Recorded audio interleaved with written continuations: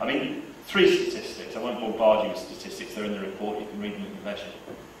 But 3 statistics which really stuck out for me. You know, over half of the adults that we spoke to with autism say that they don't get enough support to meet their needs, meet their basic needs. I mean, we're not talking about great luxury here. We're talking about actually just meeting their basic needs. That's over half of the people with autism don't get that support. And as I say, over a third of those actually end up experiencing severe mental health problems. The 2 things are related. The 2 things are related. And perhaps the most compelling stories, I think, or I've experienced so far, come from parents. And I know there are parents in the room, but parents of adults with autism, parents of children with autism.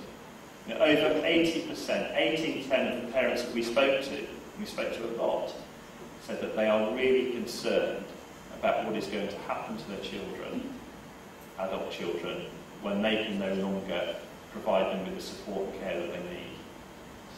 Now, I've got 4 young boys, and you know, the idea of them leaving home and doing their own thing and being self-sufficient is something I just take for granted. But for me to try and think that with one of those, I'm going to be worried about what might happen to them when I can no longer provide for them. I know my children, they make me provide for them. I just can't imagine what that's like, but I can see the look of, I suppose, despair really on the faces of many of these parents who feel like that. I mean, one of the quotes in our report, and this is, you know, again, this is quite emotive, but quotes an adult with autism who said in a very matter-of-fact way that when his parents die, he's going to commit suicide because he just doesn't know how he's going to be cared for when they're no longer there. I mean, that is a really powerful message, isn't it? So I think there's a very human case behind this report.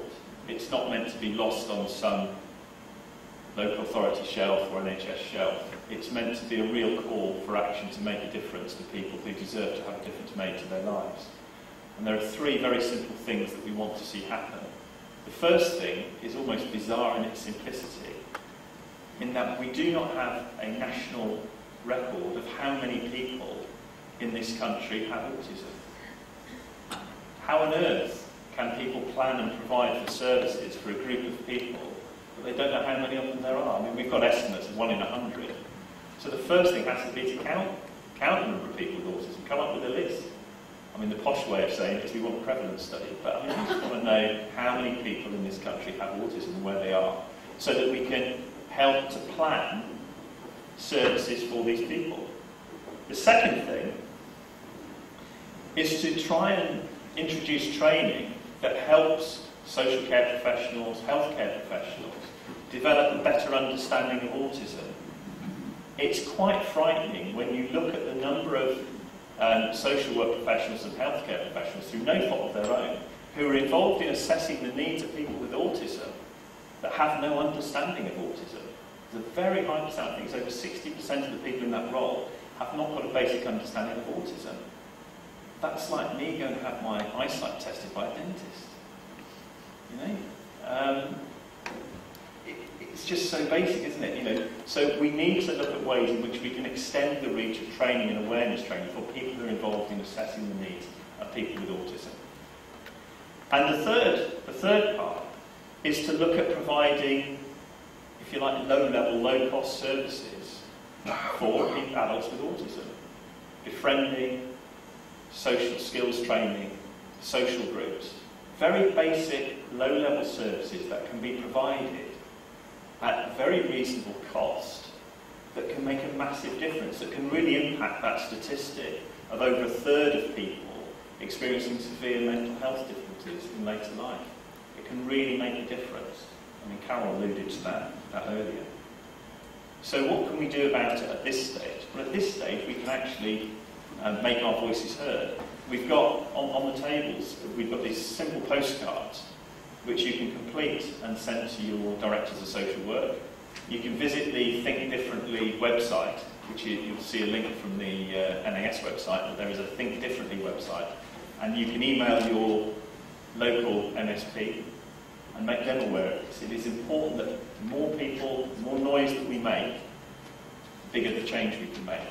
And I think if you can take the message of this I Exist campaign home to your family, your friends, your wider network, we can make a difference to the lives of people with autism, and we can help to transform their lives. As I say, it doesn't take much. So that's all we're asking for you to do.